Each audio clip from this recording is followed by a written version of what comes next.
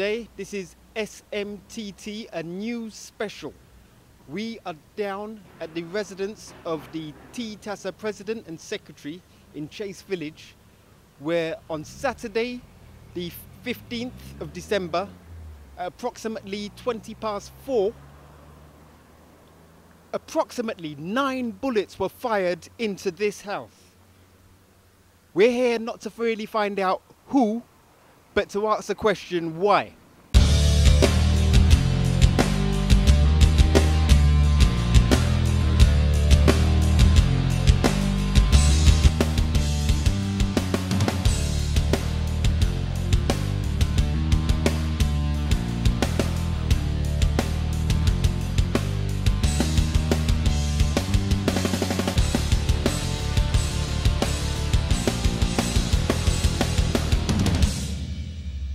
We're here with Mr. and Mrs. Alley from TTASA.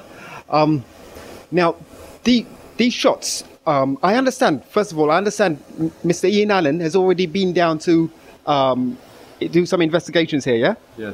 Yes, he was here yesterday and he is doing his investigations. Okay, so hopefully we should see that on TV6 tomorrow, possibly. Well, I hope that it might be tomorrow or maybe the day after, but you know, whenever he chooses, it's fine with me. So basically, check the Ian Alleyne show, Crime Watch, on TV6 sometime during the week. Mr. Ian Alleyne is probably dealing with the WHO, KVTV, SMTT. We're probably going to try and deal with the why. The situation, basically, Saturday morning, someone drove past and basically shot approximately 9 bullets at this house. Would you have any idea why someone would want to do such a thing? Well, to begin with, I don't have any enemies. Everything that would have happened, in my opinion, has come over the last 2 months for issues that arose out of motorsport at 2 of the motorsport monthly meetings. At the very last one, there were very heated arguments between the management committee at the table and 1 or 2 people on the floor who are very prominent in motorsport. Whoever is the person behind it all, it is yet to be known. Okay, because, all right, in the future, sometime next year, SMTT would like to do a documentary on why Trinidad and Tobago hasn't got a motoring facility, whereas other islands like Barbados, Jamaica have. So, yeah, one of the questions we'll be looking at, we'll be going into, there's a lot of problems in the motoring industry in Trinidad and Tobago, so we'll be trying to find out what those problems are. Have you got anything to say, Mrs. Alley, on why you think bullets were fired at this house? Yes, I'm sure it originated from some of the dissatisfied members in TTASA. To begin with, there was last 2 meetings, and not even 2, I would say last 3 meetings, there have been some concerns expressed by members of TTASA that the treasurer was not delivering the usual treasurer's report at the monthly meetings. And they're quite right about that, because that's a requirement, and the treasurer failed. But for his failure, they should not be attacking the rest of us. And the last 2 monthly meetings, November and December, there were some members who made some serious accusations and some insinuations of wrongdoing on part of the other members of the management, which was totally incorrect, and that caused some, exchange of words between both sides, or I would rather say clarification from the management side to prove that there was no wrongdoing on the part of TTASA's management, but rather the failure of the treasurer not to produce accurate reports. So that basically is where it stemmed from. And apart from that, there were other issues where there were a couple of members who were challenging the leadership, and there was a grab for power within the membership. There were those who were pushing for power of the management, and that's what it's all about. And they're looking to see where they can find ways and means to get in control and to move us out by force. Okay. Just to go back on a bit of history, how long have you actually been the president and the secretary of TTASA? I have been the president of TTASA for approximately 2.5 years. Okay. And the organization has been running for how long? It's over 40 years. 40 years. In your opinion, because basically, if you was to do a search on Trini Tuna for TTASA, you'll find, in my opinion, there is an extreme amount of negativity towards the organization. You'll see some of the users with like the no entry sign, the red circle with a line through it, and the words or the initials TTASA next to it. So, yes, and if you search through some of the actual, on the forums, some of the discussions, as again, in my opinion, there seems to be a lot of hatred towards TTASA. Was that always the case? Has there always been is it some sort of like, how can I put this, dissatisfaction in the way TTASA has been run throughout the years? From other organizations? Yeah, there is, what you've said is a fact. TTASA's management at the time and over the period of years is partly responsible because of the fact that we are guided by the international sporting code given to us by the FIA, and that the people on the outside who are involved in motorsport were never taught or given the information to encourage them to understand how the FIA operates.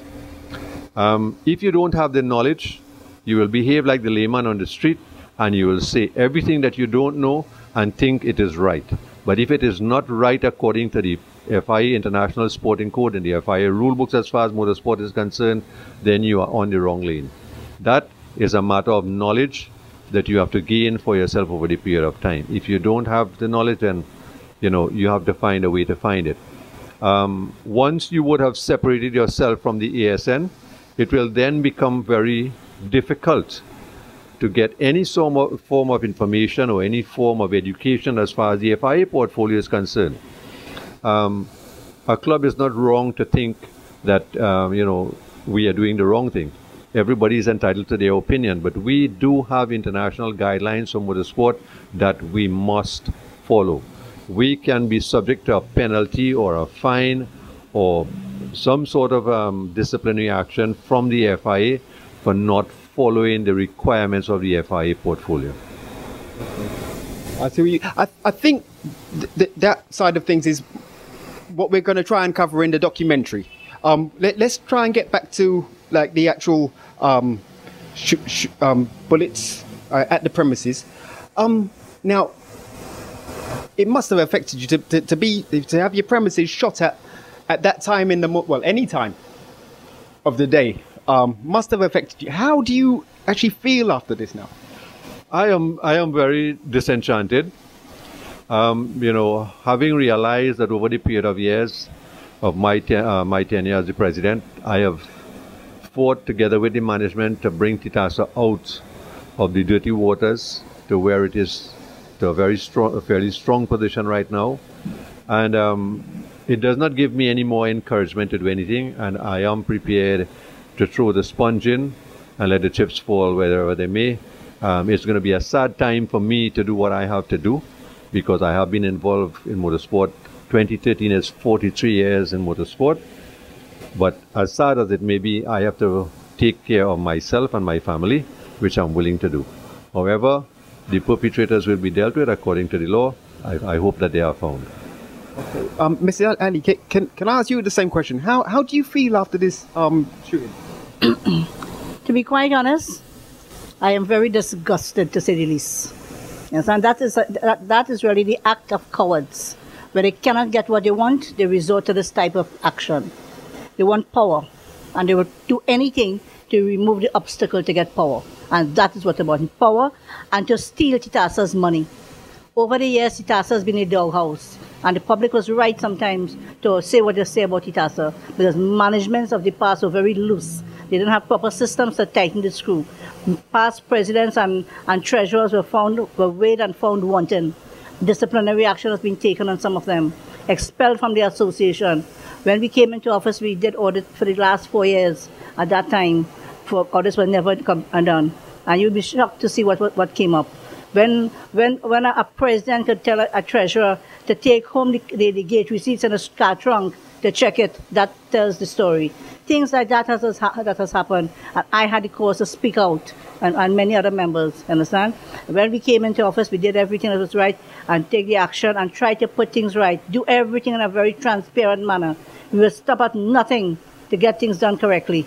I have eyes for figures, and I'm telling you, anyone I catch, it will be brought to the management attention or whatever. And people like to do the wrong thing instead of the right thing.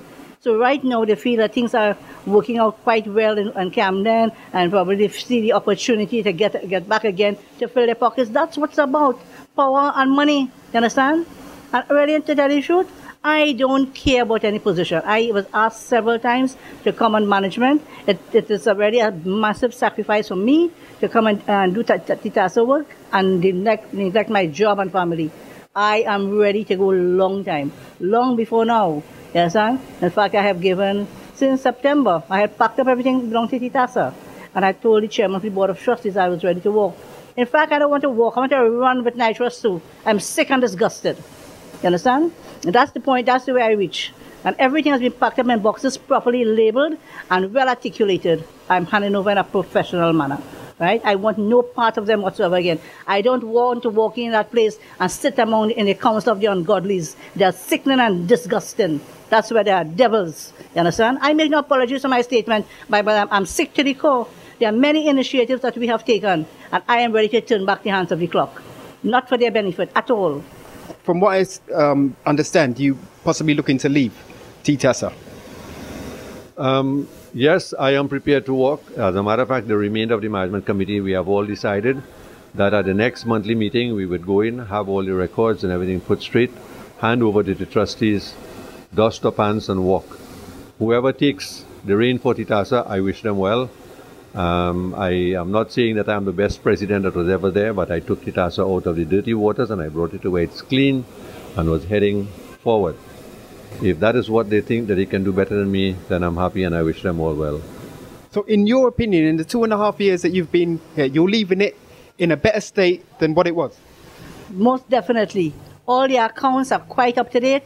The accounts right now have been done by a professional auditor.